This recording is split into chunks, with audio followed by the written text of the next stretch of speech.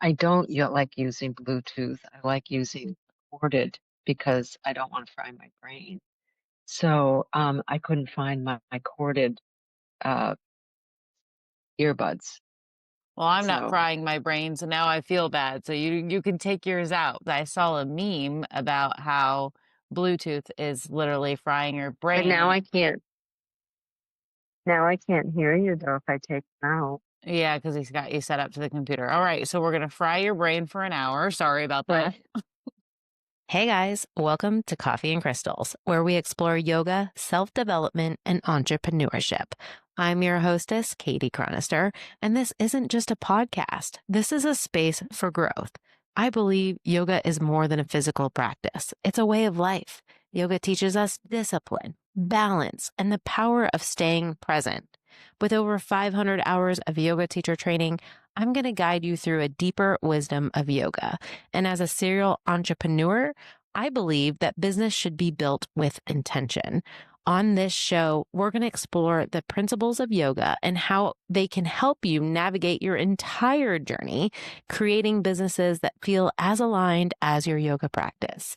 As a writer, a motivator, and a yoga teacher, I created Coffee and Crystals to share my stories and build momentum for my upcoming book. My stories are about transformation and how yoga and mindfulness have shaped my path both personally and professionally. I'm here to help you step into your highest potential through storytelling and self-reflection. I also believe in the power of community. And on this show, you're going to meet a group that is collaborative, intentional, they move with integrity, and we're all working towards a life rooted in mindfulness. So grab yourself a cup of coffee, your favorite crystal, and let's dig into today's episode.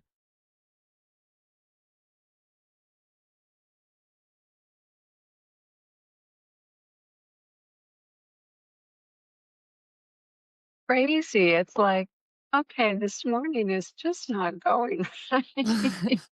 That's okay. Well, let me kick us off here. Welcome back, everyone, to Coffee and Crystals. Today's guest is someone who has been more than just a mentor and more than just a friend.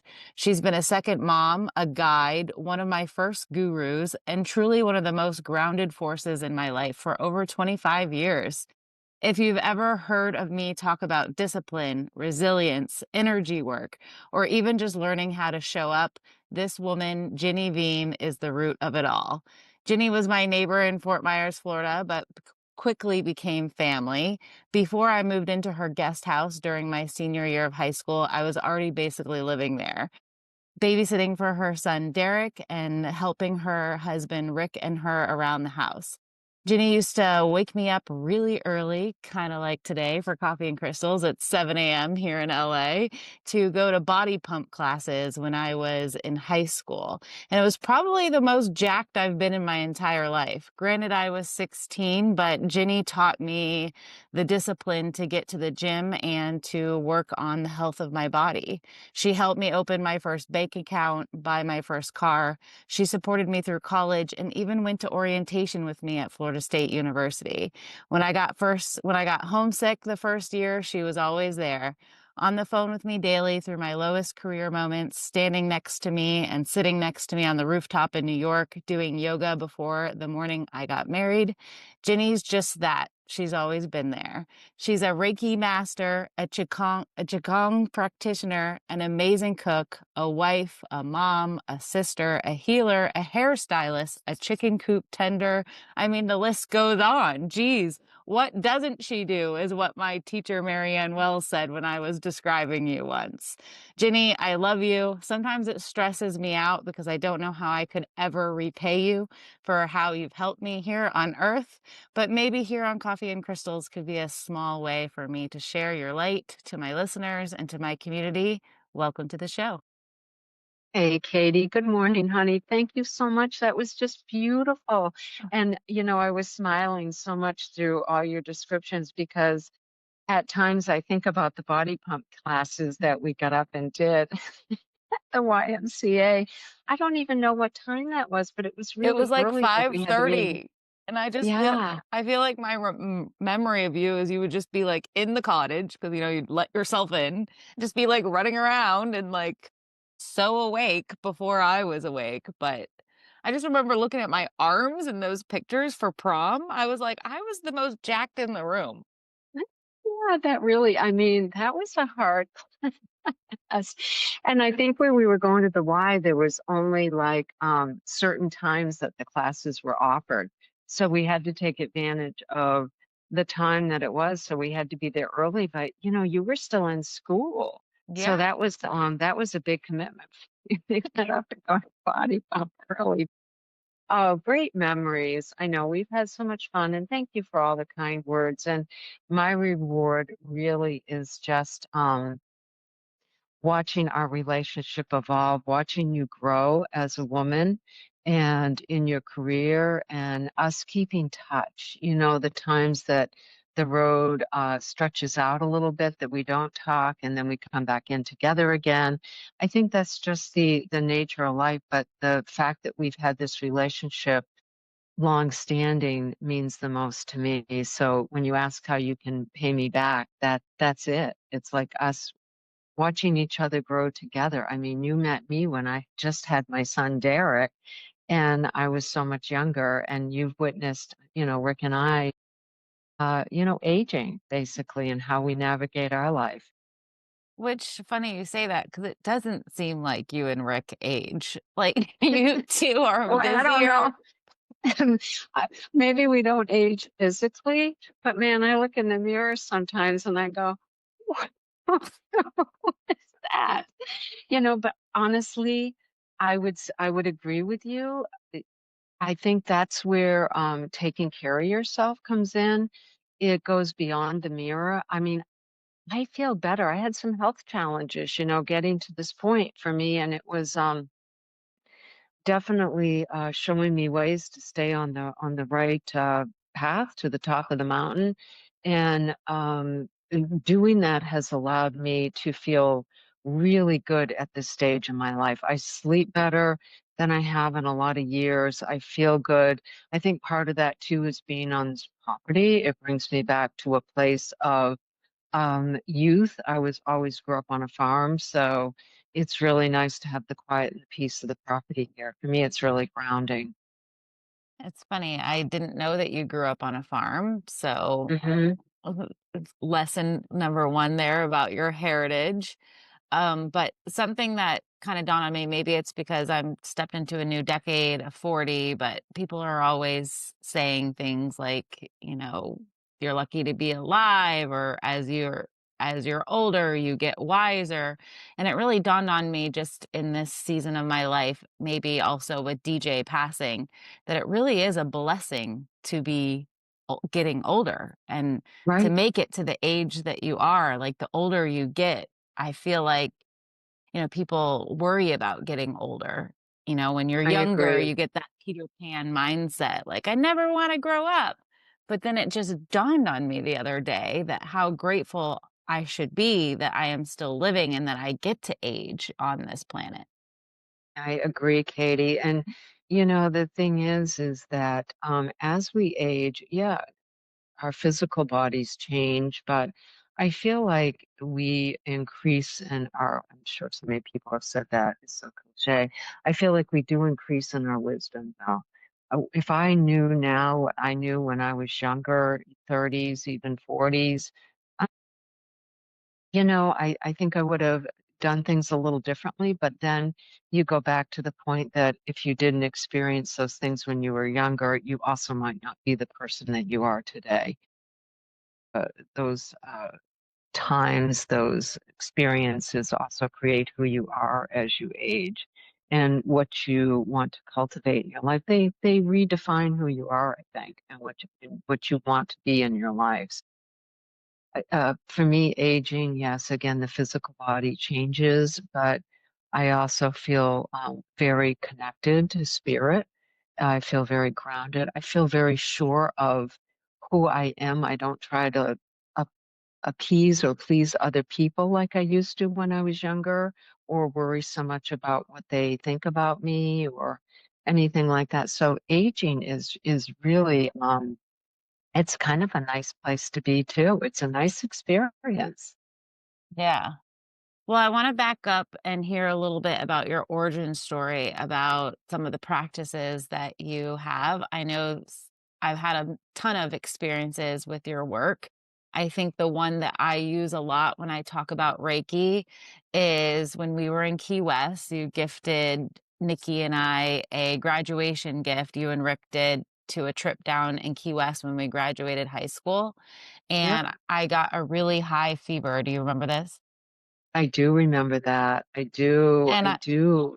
I'm sure you remember the actual work that you did, but my memory of it is that you put me in a hot tub, you tapped me a little bit, you put me in bed for a nap, and I woke up healed and we went parasailing the next day. So, talk to me a little bit about the beginning of your work and maybe touch in on what you did to me that day. That's interesting because, I do so much energy work and distantly too on you at times, and of course my clients and stuff. But and I'm trying to think at that point, was I a Reiki practitioner?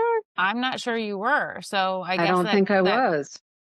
yeah, so that's what I thought. So you were always tuned in, tapped in some way. So talk to me about some of the earliest memories of when you started healing people.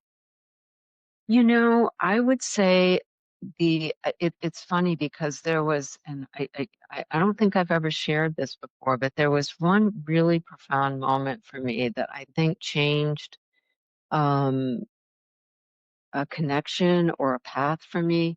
And it's when I was really, really a lot younger. I'd say I was probably 7 or 8. And when I grew up on this farm, it was a really interesting experience for me because I was then at that point really connected to all the elements. Like I named all my rocks and would pull them around in my wagon with me. And even at that point, I felt a really strong connections to animals and the ability to love them, hold them, and comfort them, and just putting my attention, right? Our energy flows where our attention goes, putting our attention to that focus. I'm here right now and I'm focusing on helping you or healing you. And so going through life with that, I also had a moment, and it was really interesting because it was when I really felt a strong connection, knowing that there was more. And I can remember laying out in the middle of our hayfield. And I cleared a spot in there, and I was laying in the center of that spot, and you couldn't see anything other than the hay all around you and the sky above. So I was in this little area with the hay, and I felt such a connection at that point. I can't even describe it. It was a real moment for me where I just knew there was more than what we experience here on this earth. There's a deeper connection to source, to energy. And I felt that really strong energy at that point. There's a lot of things I don't remember through my life, or I'm starting to re-remember, but I always remember that moment, and it's really hard to express it to people what happened in that moment. But there was definitely a connection between spirit and me down on the earth here. And I think that just changed who I am at that point. It was a really strong connection. So I was always very, very interested in energy work, even when I was younger, spirit and meditation, and I just evolved into that. But as I also got into the busyness of life, I felt like I also got pulled off that path a little bit. And it was, there were things, health challenges in my life that kind of woke me back up again and put me back on that path again. And I also think that day, I love homeopathy. I also think I did some homeopathy for you that day. Okay. Yeah, Yeah. which to me is really right. Homeopathy goes back into the core of energy medicine. Everything that I do in practice, it's interesting how it came to me, but it all goes back to that same foundation of energy. So explain what homeopathy is, because some of my Homeopathy. homeopathy. Homeopathy is the premise of like cures like, and it's a very, very diluted essences of those things put in a small little tablet that you can further dilute down if you want to make a tincture. But yeah, it goes by the, let me try to think of an example. I guess I'm trying to think of one that would be it. So if you had arsenic poisoning, arsenic album is made of a form of arsenic, but it's so diluted down, it spurs the system of your body to react to the arsenic maybe that you've been exposed to and help to heal it. Gotcha. Okay. It's powerful. But again, by the time you've diluted down the substance so far, you're really just looking at the energy footprint of it. Hmm. It's interesting because your story with the hay, it's similar but different. The guest before you, Robin Page, I knew she was a Reiki practitioner, but I didn't realize she was a master either until she was on the show and heard her story. And she was like, "Yeah, it's just weird calling yourself a master." Like she's like, so I took it Oh, off my profile for a while, but then I put it back on, and she was talking about a similar experience where she felt the energy. She was even using her hands like you just did. And she yeah. had that feeling that she needed to not only experience that, but she needed to be teaching it. Yes, I agree. I agree. And with Reiki, it's interesting. Yeah, I don't ever like to call myself a master of anything. I I'm continually reading more and more research on Reiki, um, and it's eye-opening how, you know, kind of in the West we've kind of touched the surface and no right or wrong. There's many different practitioners and threads, but we've kind of touched the surface of bringing it in and getting people trained, but there's it's very easy to learn in some ways, and then it's very deep as you study back the history that's now some of it's unfolding through transcripts and such. So I'm with her. I use Reiki Master or Reiki Master in my title, but more to just tell people that I'm at that level of being able to teach them. Yeah. So when did you first start learning about Reiki, and how do you describe Reiki to someone who knows nothing about it? My goodness. Well, I learned Reiki when I was probably about 50. So it's been about 13 years that I've been practicing.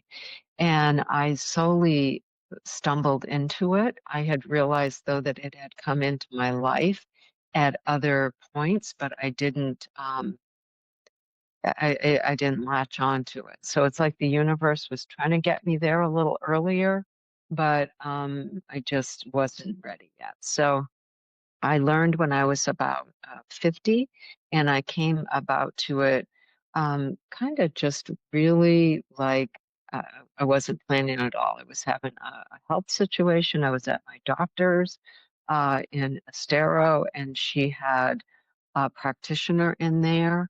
And she said, "Would you like to go? You know, I strongly suggest doing a Reiki session." And so I went in and saw this practitioner.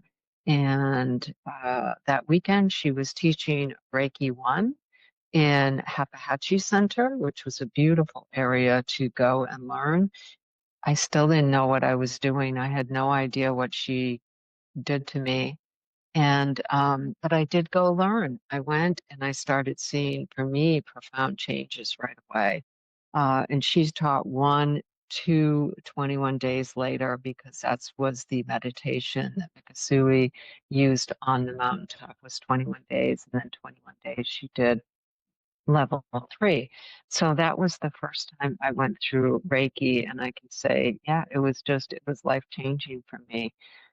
I've done classes with other people now 3 or 4 times. So just to learn different avenues, the most recent going back to a very traditional stance on it, which I love, the traditional meditations and such. So if I was to to describe Reiki for you, I think the best analogy is to think about our body as this, and this was described to me by someone this way, is when we're born, we have this chi, this prana that flows through our body, and it flows beautifully in balance. And there's no debris in it. There's no muck. There's no boulders. There's no stones.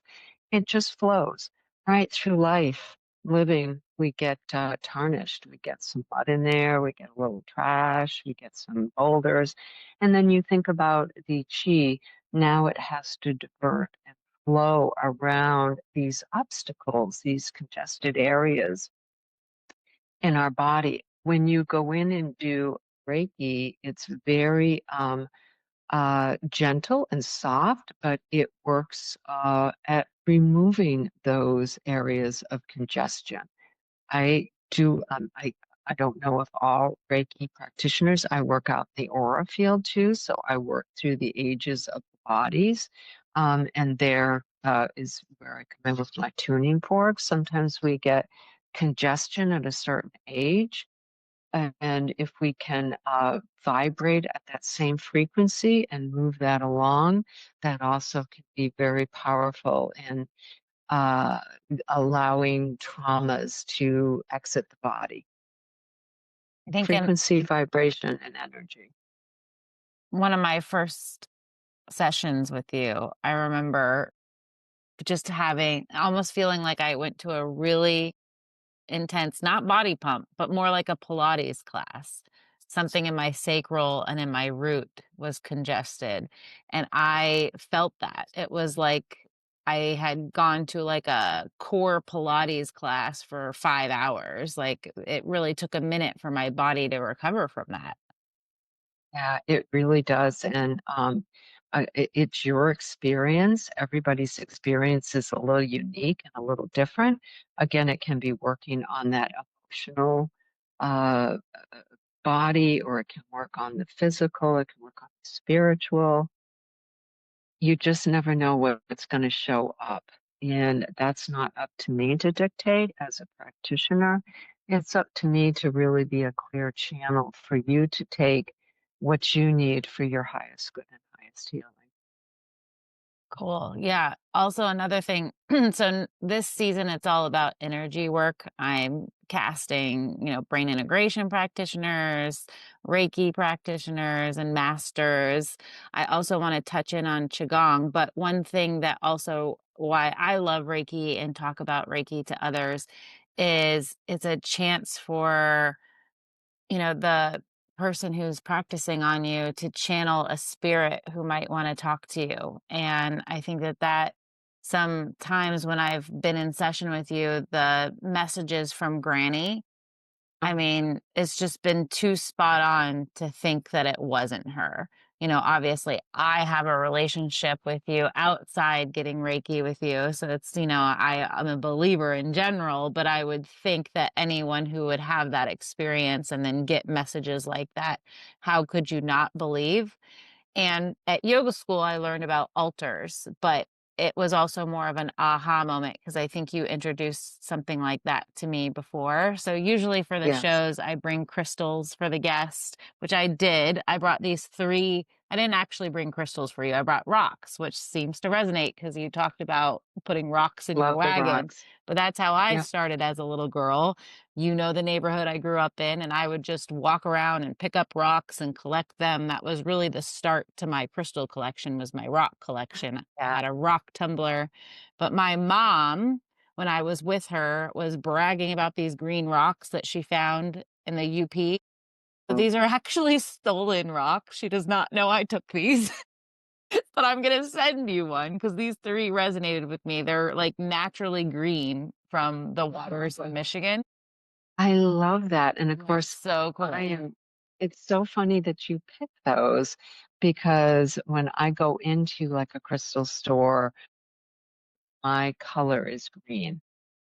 Everything. And I've listened to a lot of different people speak on the stones and the crystals. One guy really I forget the author's name, but he said, don't let someone dictate to you what the stone means, what the crystal means. Go into the store and see what's speaking to you, where you feel it in your heart. So when I do that, I'm always attracted to the green stones. Yeah, I can feel That's that funny for that you you. The picked heart that. Yeah, chakra. yeah, I love that. I love the green.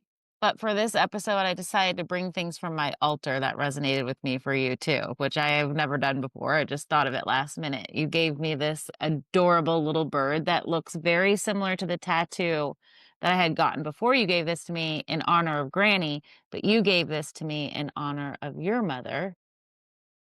So Yep, I recognize was that. this something she gave you, or was this just something that she had in her house? Something that she had in her house. And if I remember, I don't think my mom set up an altar, but the top of her dresser was always like an altar. My mom was, always had the crucifix up there, her rosary. She had that bird on her dresser often. And so for me, that was kind of like her altar. And that was on it. So I thought it had really beautiful energy. And my mother, who was just an incredible lady. I mean, she It was really just was. an amazing, loving person. She was just such a loss when she passed on, but she loved watching the birds. She always had her bird feeder set up, fed the birds every day. She had her binoculars by the front window and was always watching the birds. So the bird for her just, yeah, it was a really powerful symbol of my mom. So I wanted to share it with you. Yeah. Well, I want to touch on the mother energy, but I brought Ganesha, the remover of obstacles, because that has definitely been the symbol of Rick Vigne, my guest met on the show in last Yeah.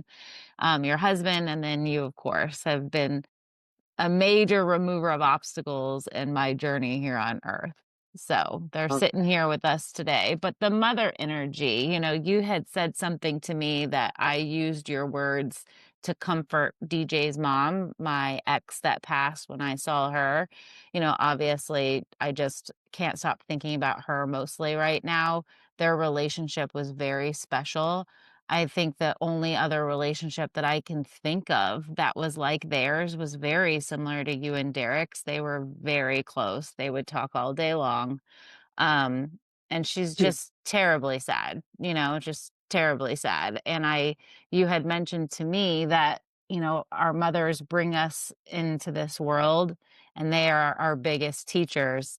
So I said that to her and she couldn't even respond. Maybe it was too soon to share that with her, with everything that happened. But I do think that you have had a really strong connection with your mother. And I just would love to hear a little lesson for my listeners of that mother connection, even especially for a son and their mother, and why that's so important. Yeah, I mean, I get a little teary-eyed when I think about DJ's mother because I think losing your child at any age is a really difficult and hard journey to encounter. And of course, like you said, it goes to my connection, my mother connection. Being a mother is you're just the love is so deep, and to have your child taken away, I just even with everything I know and study and understand, I'm not sure how I would that would be a really challenging time to go through. And I know when I lost my mother, the mother connection. When I lost my father was a more challenging man. Growing up, he was an alcoholic, and he was angry coming back from the Korean War, which of course, wars are good. And so he was more difficult. So his passing, of course, seemed a little less challenging for me. But my mother went to bed. She was going to be moving in with Rick and I. And I was very busy getting everything ready for her. And I sensed that she was very stressed in how she was going to get all her stuff packed and leave her property there. She liked being in South Carolina, but she also didn't like being alone. And then she just went to bed and died.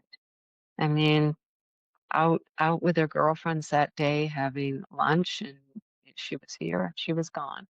And it was difficult to swallow at that time, but now I think about it as I'm able to go up more as the observer, looking at our lives.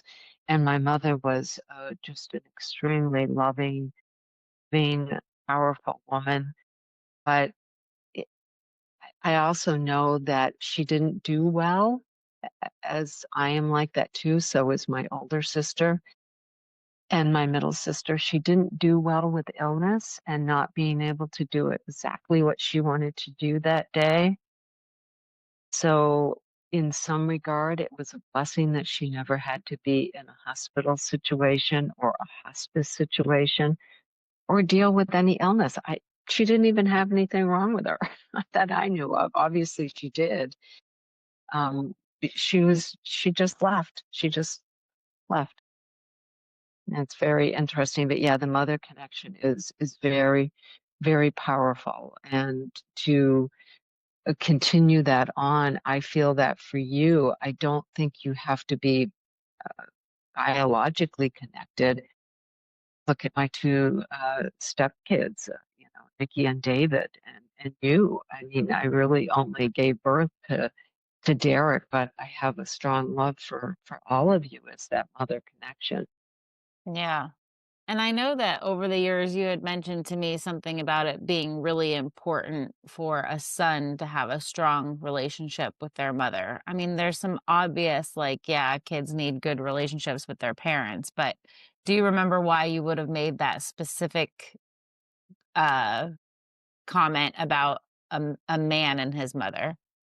Yeah, for me, and this is just my opinion, I think society puts a lot on our men to be a certain way and behave a certain way, strong and, not show emotion.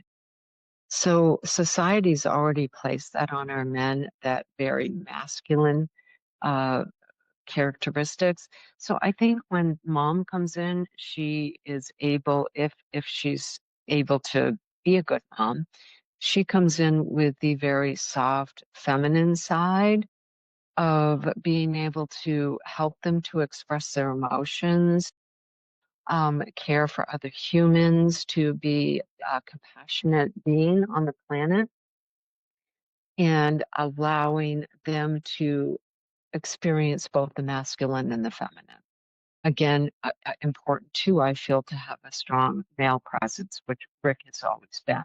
So for me, I feel like Rick and I did a really good balance of that. But I think men, if they don't have a good connection to mother, it's very difficult for them to move into relationships with, uh, you know, marriage and so on and so forth as they get older. The wife may have a more challenging time getting them to communicate, getting them to show emotion, getting them to be sensitive, compassionate, show love. Yeah.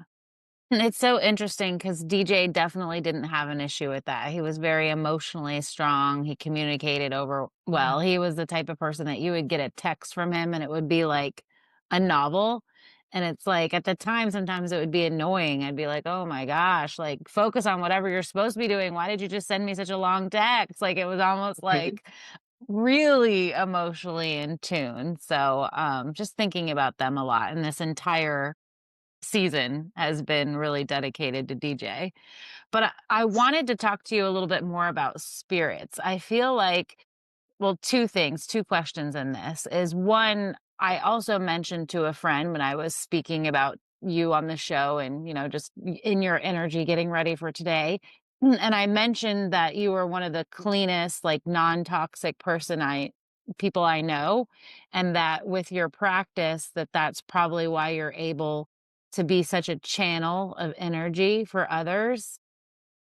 because if you weren't clean, you wouldn't be acting in integrity and you wouldn't be able to heal properly. But I think I was explaining that in a way that you better explain that to me. So why would you think that someone who does the work that you do needs to show up with integrity as far as like what you're putting in your body and how clean you are? Wow, that's a big one. And again, this is just my personal opinion. You know, I'm sure there's all different types of Reiki practitioners out there that are very successful at their practices. First of all, spirit can't talk to you if you're not listening. That's the bottom line. If you don't spend time sitting, being quiet, meditating, spirit can't give you anything. So for me, the intuition is huge with what I do when I do a session. And again, not all Reiki practitioners bring intuition into, or to the extent maybe that I do when they do a session, and that's fine too. For me, I meditation is key. Like I don't miss it. Very rarely. I sit well, the Qigong. I do Qigong in the morning, yoga. At the end, I sit and do a meditation. I do my precepts. But at night, I really sit and meditate and I'm quiet.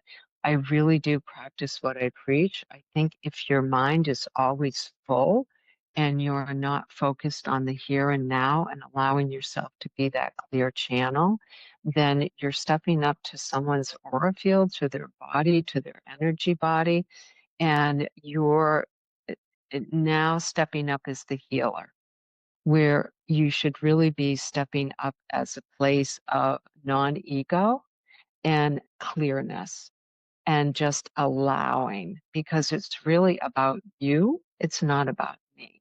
I get a beautiful session too if I'm the clear channel and I'm firmly grounded. So the other part about that, so the meditation is key, helping your brain, because to me, when you're in a Reiki session, it's very meditative. You are trying to just stay present, clear, and empty so that things can funnel through you. If you're thinking about your grocery list or the things you did or the disagreement you had with someone, then yeah, you're not really going to be that clear channel for anybody. You're somewhere else. You're either in the past or you're moving into the future and you're not present with that person right now. So that to me is the most powerful part of it. The second part of it is, yeah, I do care about what I put into my body. I think that that's a piece for me that I also help people with. I'm pretty knowledgeable about nutrition and supplements and through experience. To me, you know, it just came to me all through experience. So if I'm eating McDonald's French fries and telling people that it's really important what you put in your body, especially the gut brain connection, um, and then I'm not doing that, that's really stepping up from a total lack of integrity and honesty. To me, too, I feel better. I am so sensitive because I'm sensitive to people's energy. I'm sensitive to things in the room, the flowing of energy in my house. Everything is very important to me in that aspect because I'm very sensitive to it. So if I eat a lot of food or drink beverages that don't serve me, I don't feel good. And then again, if I don't feel good, how do I step up to someone's, energy body and help them? Okay. So you kind of answered why I feel like there's just so much spirit around me, but it's because I've been gifted with some time to heal the last couple weeks, Mm. and it's almost like nonstop. Have you ever felt like that? Do you think it's maybe just the season I'm in, that maybe my grandmother and DJ would be really around me right now, but it's almost like the second I need a message, I get one. I would say, yeah, it's the ability right now that you're able to slow down and listen to spirit, right? Sometimes you think about your day, Kadie, in the past, you've been, always on the go, always on the move. And again, spirit can't talk to you when you're always on the go and you don't have time to be quiet and listen.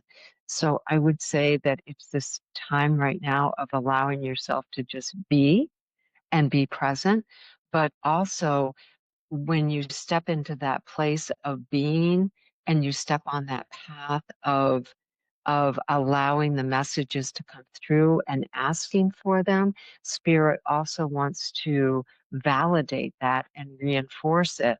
So they encourage you. Yes, you're on the right path. You're going in the right direction. Don't try not to go back the other way because we want to be here for you. We want to communicate with you and we want to guide you. Life is much deeper and more profound than just that hamster wheel. Yeah, exactly. Well, I want to talk about Qigong in your practice. Oh I my God. love when you just give me little nuggets just because I get to talk to you all the time and like other people. But even just talking about like there's a new moon coming, the seasons, you're always educating me on Chinese medicine. So, what is the element of the season right now? And I know it's like the second summer. Are we in the second summer yet? Not yet, not yet. We're in summer, so heart energy and cooling, everything is about cooling right now. So when you connect with Qigong, and again, I would never call, I went through my Qigong training, but I would never call myself a master, particularly in Qigong.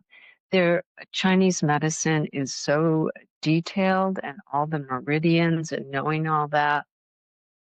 I did study it, but I'll be honest with you, I don't retain it, but I love the seasons and I love teaching people Qigong, studying different Qigong practitioners. To me, it is as profound as Reiki. It has changed my life. I love yoga. I've always gone to yoga, and I would say yoga for me really is meditative and it helps my physical body. But when I practice Qigong, and no comparison, it's just what resonates with me. When I practice Qigong, I notice healing on all levels. It balances the yin and yang in the body. It opens up the meridians. It helps me. I know when I'm not practicing it. I don't sleep as well. I react differently to situations. It helps to keep me calm. It helps to keep me grounded and balanced. So my training was originally called medical Qigong, but they have renamed that because medical Qigong, again, is very detailed and very deep to therapeutic Qigong. So the series of movements that I move through, if I'm doing the routine, really opens the body from crown to root and from left to right to balance out again how we talked about the congested areas, to balance and move those congested areas. And it's very meditative, it's very grounding. And yeah, I love it. Again, it's one of those things where I just notice when I stop practicing it how I feel. And I would say this, that when I do anything, just like Reiki or Qigong or tuning forks, I make sure before I introduce them to people that they are really effective for me. What do I notice? How do I notice the changes coming about in my body? And again, Qigong, all about energy. That's all it is, moving and flowing the energy. So it links up really nicely with Reiki. Yeah. So the in Chinese medicine, they believe that there's 5 seasons. Correct. There is the season of winter, spring, summer, late summer, and fall. Okay, so we're still in summer. And We're what is still in summer. I love talking about like muscles, bones, and organs on the show. So what is the organ that's connected to Heart.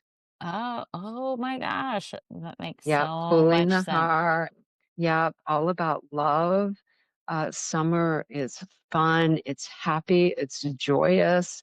Um, uh, bringing back memories of childhood, of fun times. And, it's all about the season of love. Wow. Okay. Well, that makes so much sense. And then, of course, the green stones go with that I Yeah, brought for yeah, you. yeah. Isn't it funny how everything all interconnects? Yeah.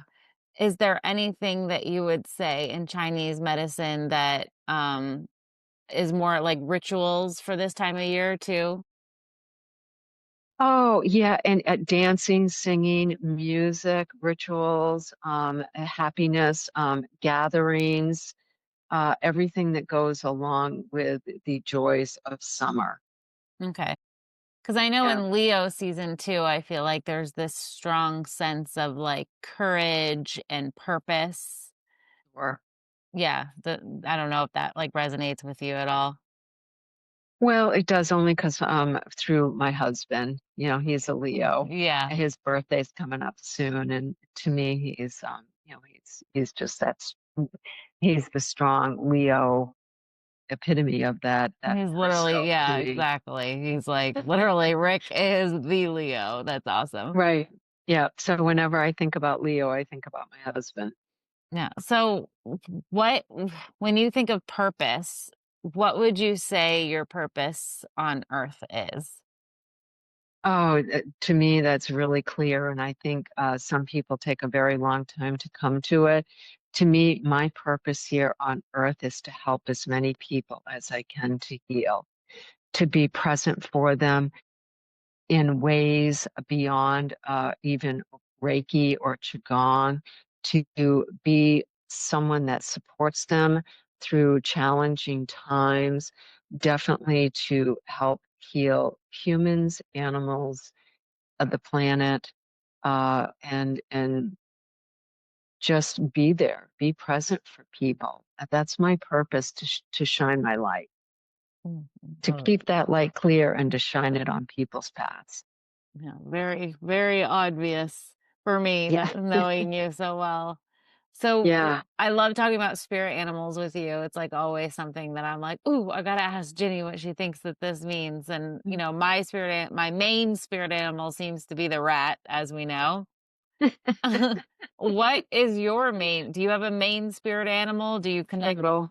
Okay, it's the turtle. Yes. Turtle. And you're doing Yes, some work for turtle. the turtles there in Florida. Talk to us about that. Well, I kind of started it, and then it was we have some obviously, just like everywhere in Florida, there's a lot of growth. We moved to Punta Gorda to kind of escape that growth that happened in Fort Myers, and there's proposals out here for housing developments, and there's so much nature out here, as there was everywhere, that it's really difficult, but we have an abundance of gopher tortoises. And so I did start researching on how you have to go through Florida Wildlife to help rescue them. So I did do a lot of research and post that on a site that Derek developed to help people navigate this development that is proposed to come in and what they can do to make their yard a gopher friendly yard and things like that on there. So I did not go for my licensing. It felt like a bit more than what I would be able to undertake for myself. But yeah, I love to educate people on the turtles. But I will say at this point in time, and tortoises, of course, are land turtles. They don't go in the water, and some people don't know that. But I will say at this point in time, turtles have been in my life since I was young. I think they remind us to walk slowly on this earth and with respect and to move slowly and methodically through life. So, and they're very connected, right, with the earth. They're very close to the earth. I would say at this point in time, I can't even guess how many turtles I've rescued. Really? Run over. Oh, I there is an account. Every time you know how you talked about the rat always comes to you. There is always a turtle needing to be rescued in front of me. Always. It's just, happens all the time. Probably the most recent one, and this is such a funny story, because I went to pick Derek up at the airport up here, busy, busy parking lot. And there was a beautiful painted turtle in the parking lot, and it didn't know where to go. It was in its shell. The cars were whizzing around it. So there was another gentleman there. He picked it up. Well, I don't know if you know about turtles, but many times when you pick them up, they urinate. So we tried to hold it so that it wouldn't get peed all over. But I didn't have a box that it would fit in because it was pretty good size. And I couldn't leave because I was picking Derek up at the airport with his friend. So I put it in the back seat of my car on the floor. And when I went to pick Derek up, he was pretty tired and fatigued. And I said, the turtle was trying to crawl under my seat. Well, I didn't want it to get wedged under there for obvious reasons. Yeah. So I said, Derek, can you, and he was tired from flying and everything else. I said, can you just pull it out from under the seat? So of course I thought I had held the turtle long enough. So it had gone to the bathroom outside. As soon as he picked it up, it peed all over his lap, and he's like, and Welcome he's home. right. And Derek rescues turtles too, so he's really an animal lover. But at that point, he was like, really had enough of his day. And I'm like, well, what did you want me to do? Leave it in the parking lot? Which it amazes me that so many people do that. I know they're trying to Yeah. get flights and stuff like that, but anyway, it lives out in our But it's like home. what you're saying is everybody's on this rat race now. They can't even help a Right. turtle. Oh, listen, I see gopher tortoises trying to cross Washington Loop here, which is getting busier and busier, even in the 3 years that we've been here. And, they get scared sometimes and they stop right in the middle of the road and people just drive around them. And I think, okay, can you just not stop long enough to put it to where it was going? Because Yeah. you need to put them in the direction that they're moving. But yeah, people are busy, life is fast, and I think, nature takes a hit for our busyness all the time. Yeah. I But love turtle is definitely mine. But then when I connect with my medium, she said, and I know bear is too, bear, cheetah, and wolf. see all that. Why cheetah? I really don't know, but cheetah is always I with guess you me. kind of And are like a cheetah though. yeah, I guess. And cheetah, I mean, she stated that cheetah likes to walk with you. Likes to walk with you and stay present and communicate with you. I can see that. Yeah. Well, what's next for you in the Woodlands retreat? So what's next for us here, I kind of well, I stepped back so much from doing the Chinese seasons with my dear friend Kathy this year because she had some challenges with family and taking care of family. But I think she and I will get back into honoring the seasons, the elements, the connections with. She's an acupuncturist, so she's a really awesome knowledge base for me. We'll get back into that maybe next year. But this year, I finally stepped up and started teaching Reiki. So we have done, I think, at this point, 3 Reiki 1 classes and some Reiki shares. And I'm doing that with my friend Anne Marie. So we really complement each other well. We do a Teachable app and we started online. So people are getting a much deeper understanding of um, the Reiki than just stepping into a day or 2 day of learning. We take 4 weeks prior and then a week off right before they come for them to go over the training. So she's been wonderful at implementing the computer and the training online. And then I do the day of or 2 day teaching and we do the Reiki shares together. So that's been my mission this year is just really now bringing forth the knowledge and helping other people to learn this beautiful spiritual tradition. I love that. Well, Yeah. I'll link some of your things in the show notes, your website, so people can Thank learn you. and follow you. And just thank you so much for joining on Coffee and Crystals. I feel like you've been along the journey. It's going to be 4 years this October. So my community, the ones that have been listening from the beginning, have heard a lot about you. So just honoring you today and thanking you for being along this journey, a big part of what we do on Coffee and Crystals. You're definitely one of my gurus. So I appreciate you. Is there anything you wanted to say or maybe ask me that we might not have gone over today? I just think I want to say back to you that again, watching your journey for me has been the greatest gift. I know there's definitely been a lot of challenges. I think that mirrors some of my childhood experiences. So there's a huge piece of compassion for you and your journey, even in the times when it's not quite going the way that you would like it to go. So know that I'm always there supporting that journey and honoring it. And I think the things that don't go as well as we want them to go are our greatest learning moments. And when you come through these, again, the knowledge that you have already at 40 is just really profound. So keep honoring that path. You make me proud. I love you dearly, and I'm so proud of your podcast. I'm sorry it's taken me so long to get on here. We needed you right now at this perfect time.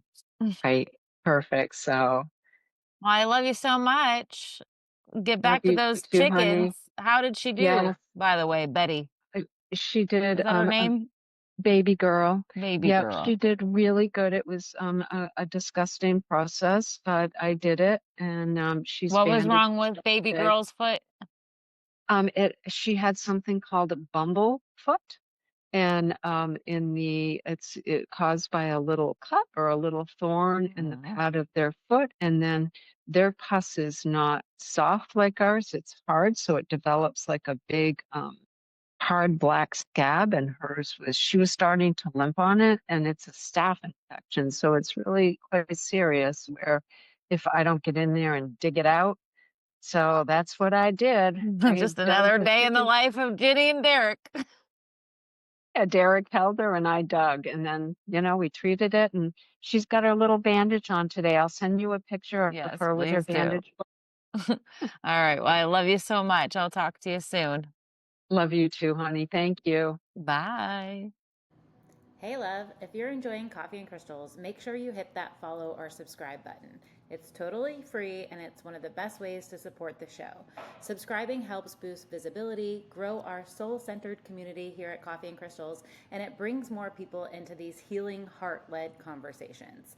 I've also opened up an opportunity for you to invest directly into Coffee and Crystals. Whether you're a loyal listener or a conscious brand looking to collaborate, all this information is found in the show notes, and you can connect with me on partnerships, brand features, and creative collaborations. This isn't just a podcast, it's a movement. Coffee and Crystals is where grounded conversations meet spiritual growth, business with like-minded business entrepreneurs, brands with integrity. So let's grow this together. Cup by cup, crystal by crystal, conversation by conversation. Thanks for being here and stay hydrated.